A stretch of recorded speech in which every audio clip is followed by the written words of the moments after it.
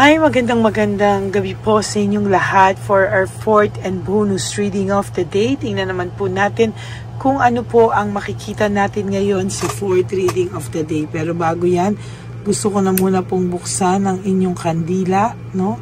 Para po makita natin kung ano po. Ay, teka, nahirapan po akong buksan yung kandila, no? Kasi nagbaw na naman ito. Sana lahat nagbabaw, no?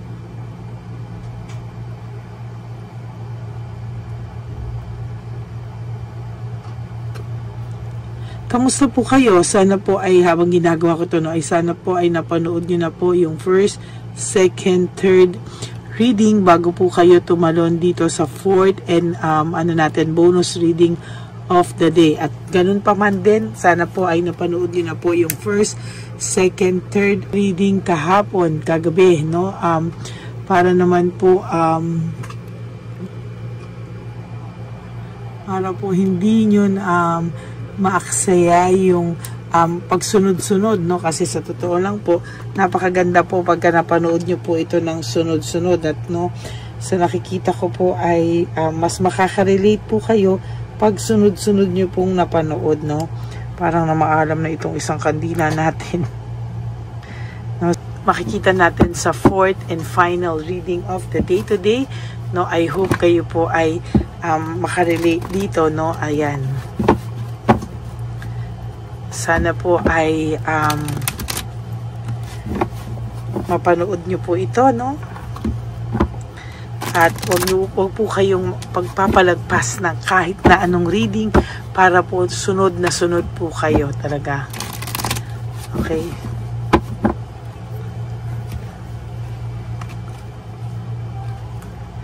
Okay?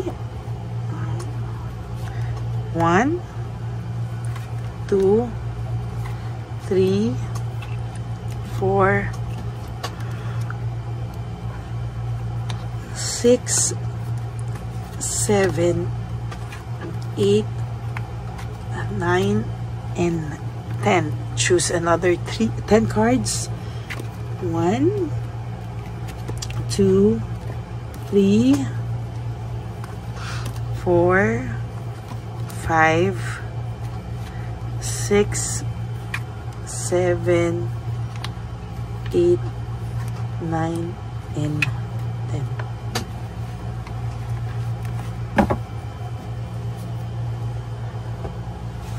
Okay, tingnan po natin kung ano po ang makikita natin.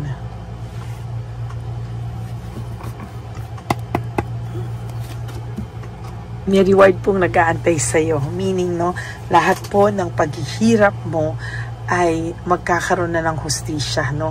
Lahat po ng paghihirap mo ay mapapalitan po ng reward sa iyo, no? Meaning, lahat po ng naramdaman mong sakit, no, ay mararamdaman niya. Bukas makalawa, sa nakikita ko ay siya naman po ang makakaramdam ng lahat ng sakit na pinaramdam niya sa iyo. At po nang binigay sa yung sakit ng taong ito ay babalik po sa kanya, no? Ayun, no, wala na po siyang nararamdamang suporta mula sa kahit sinong tao o hinahanap niya po yung suportang binigay mo sa kanya, no? As a matter of fact, itong taong to ay hindi nagpaparamdam sa iyo ngayon, or for some of you nagpaparamdam pero aawayin ka na lang bigla, ano-ano na lang po bigla ang itetext sa iyo at pang-aaway, masasakit na salita. Pero for some of you, tahimik, hindi kung tumahimik ka, tatahimik din siya. Pero siya po ay nakakaramdam ng resentment and desire to reconcile with you. Hindi niya lang po alam paano, kasi ang pakiramdam nga niya dito, no, sabi ko nga sa reading kanina, ay nagulat siya sa iyo na bigla ka na lang nanahimik, nawala, at hindi niya alam paano po yung tamang approach sa iyo. Dahil right now, nakakaramdam po siya ng rejection and resentment, pagsisisi. Pero natatakot po siya sa rejection. Hindi niya po alam paano siya gagawa ng style or strategy, no? Nakakaramdam siya ng matinding pagkapagod, fatigue, exhausted po siya sa mga bagay-bagay na nangyari po sa buhay niya at nangyayari po sa buhay niya, no? Hindi niya po yan maiiwasan. There will come a time na lahat po ng pinaranas niya sa iyo, asahan mo, mararanasan niya po lahat.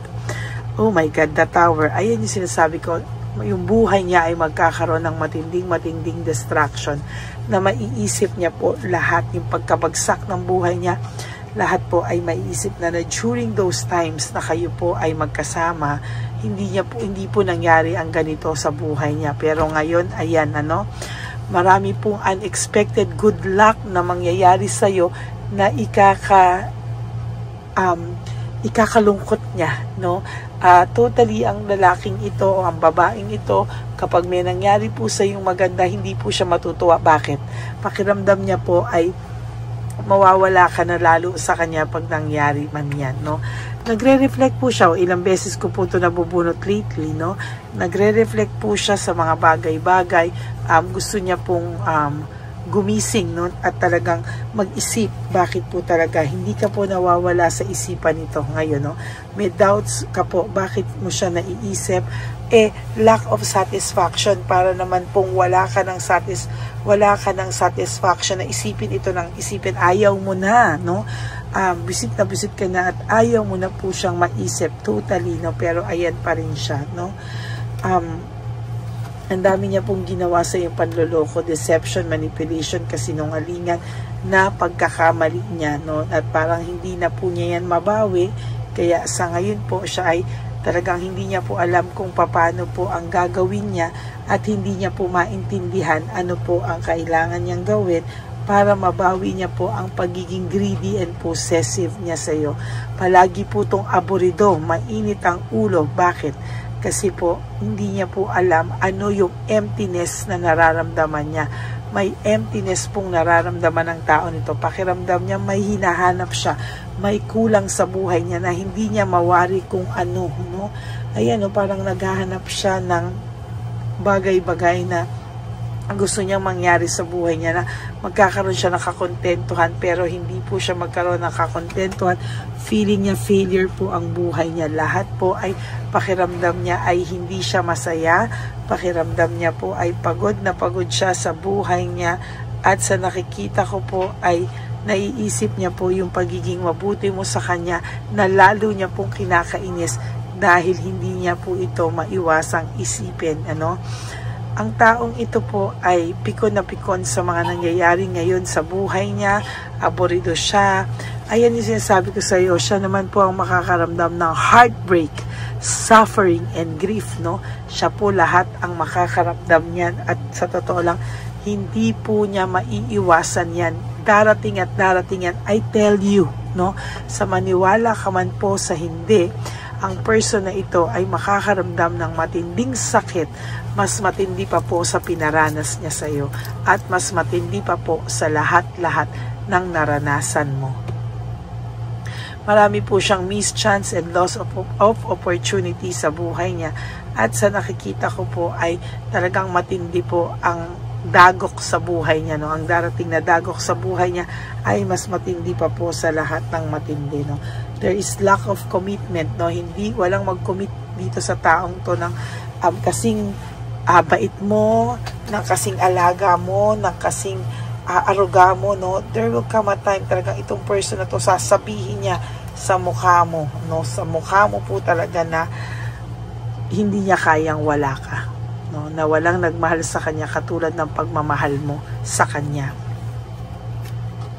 There is broken family, shattered dreams. Ang taong ito ay nakakaramdam ng matinding pagsisisi, Nagsisisi siya, Kasi sa totoo lang, nagsisisi po ito, at wala po siyang magawa kung hindi magsisi. There is fear of change. Natatakot siya na mabago ng tuluyan ang tadhana, ang kanyang buhay, at totally malasin po siya ng malasin, at talagang hindi niya na alam kung paano niya ito lulusutan pa sa mga susunod na araw. Dahil ang taong ito ay nakakaramdam ng matinding problema. Ang dami-dami niya pong problema, at hindi niya po alam kung paano niya ito maaayos, Ayan,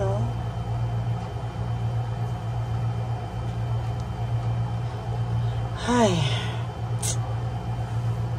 Yun po, siya naman po ang makakaramdam ng lahat ng yan, ano, talagang, ayan po, meron siyang, nag-iisip siya ng breakthrough, clarity, sharp mind, ano raw ang nangyari sa kanya, bakit daw siya nakakaramdam ng mga ganyan, ano, and, para naman po sa ating, teka, kinukuha ko po itong isang cards, nasa na ba yun? Wait po, gusto ko kasing, tingnan ko ano po ang kanyang pakiramdam ngayon, ano? Sige, pili po tayo ng 5 or 6 na cards, no? Ayan, ito. Okay. I am afraid to contact you. Sabi ko nga po sa inyo, ang taong ito ay nakakaramdam ng takot kontakin ka, no? Hindi niya po alam kung paano at saan po siya talaga magsisimulang kontakin ka, no? I wonder if you are happy without me. Sinasabi ko po sa iyo, ang taong ito ay nag-iisip at ayaw niya po ng masaya ka nang wala siya sa buhay mo. Talagang iniisip-isip niya na masaya ka ba talaga na wala na siya sa buhay mo. Bakit mo siya natitiis at kayang-kaya mo na siyang tiisin? Ayan ang sinasabi ko. I wish I could take back my words, no? Iniisip niya raw po na, ayan, no, sana ay mabawi niya pa lahat ng kasalanan ng mga salitang nabitawan niya po sa iyo. You don't know how hard it was to let you go. Ang taong ito po ay hirap na hirap pa rin po sa ngayon na i-let go ka. At talagang sabi niya, it was my fault but I blamed you. Talagang blame ka pa niya, no? Kapal po talaga, sorry Ikaw pa yung blame niya, hindi na lang siya nag-sorry sa iyo. And talagang inamin na lang niya yung kasalanan niya sa iyo, no? Kesa naman po sa ganito na siya na nga po yung may kasalanan, ikaw pa po yung blame niya. Kaya ngayon natatakot po siyang kontakin ka. Kaya ngayon nag-iisip na lang po siya kung masaya ka ba talaga nang wala siya. At talagang wini-wish niya po na sana mabalik niya po o mabawi niya yung masasakit na salita, makabawi siya sa iyo. Dahil hindi ka pa rin po niya nalilet go at umaasa po siya na kayo ay magbabalikan pa. Yan. O maaayos niya pa po ang lahat ng ito. Okay, so that is your 4th and last and bonus reading of the day. I hope na naka-resonate po kayo, and if you do, can you please give me a like and comment down below and click the bell para po sa ating mga latest upload na kayo po ay updated sa latest upload natin, no? Maraming salamat po sa inyong lahat. And for those of you who would like to have a private reading with me, you can message me po at Lady Lee Elena, that's L-A-D-Y-L-Y Elena, nasa dulo po yan ng ating video. Diyan nyo lang po ako makukontak. That's my official and only legit FB and Messenger account, no? Kasama po dyan, bago po yung aking official and legit FB account, ay inilabas ko din po, no, ang fake account ng Lady Elena na kung saan ay talagang nang i-scam at nang hahak po ng tao. Pero marami na po siya ngayong account, no? Kasi meron na rin po siya ngayong ano ba yun? Meron na din po siyang Dr. Apakura, basta mga ganun po na sinasabi niya po sa mga comment section. Kaya mag-ingat po kayong lahat dyan. Okay, and for my ever loyal, solid, faithful na Lady Elena family, I love you all from the bottom of my heart. Thank you so much for not skipping ads. Tulong nyo na po yan sa ating channel at maraming salamat po sa inyong lahat. At ang aking pong hiling sa inyo is always na you just wake up each day, you do 3 things that will make you happy for the day. You live only once, parang you live just for the day, no? Just for the day lang po. Huwag nyo muna pong isipin lahat ng mga susunod na araw, anniversaries, mga birthdays na pwedeng dumating sa inyo. Huwag muna po, no? Yung mga memories na ganyan, iwasan nyo muna po. Just prioritize yourself, be happy, be grateful, and love yourself, because self-love is still the best love of all, no? And of course, you have to realize that life is so short. Don't make it shorter by stressing yourself from all the pains and heartaches na binigay sa inyo ng kahapon. Just surrender everything to the divine universe and just let go and let God write your life and love story. I will be back for another set of reading. Huwag po kayong maiinip. Ako po ay magbabalik for another set of reading. Okay, update po, may nagpanggap pong subscriber natin na siya po ay magpapahula sa fake na Lady Elena, kaya ayan, hinihingan po siya ng $80 at ang cell po niya ay nabigay at nakuha. Ang pangalan niya po sa cell ay Julian Albert, no? Siya po ay may cell account din, kaya mag-iingat po kayo.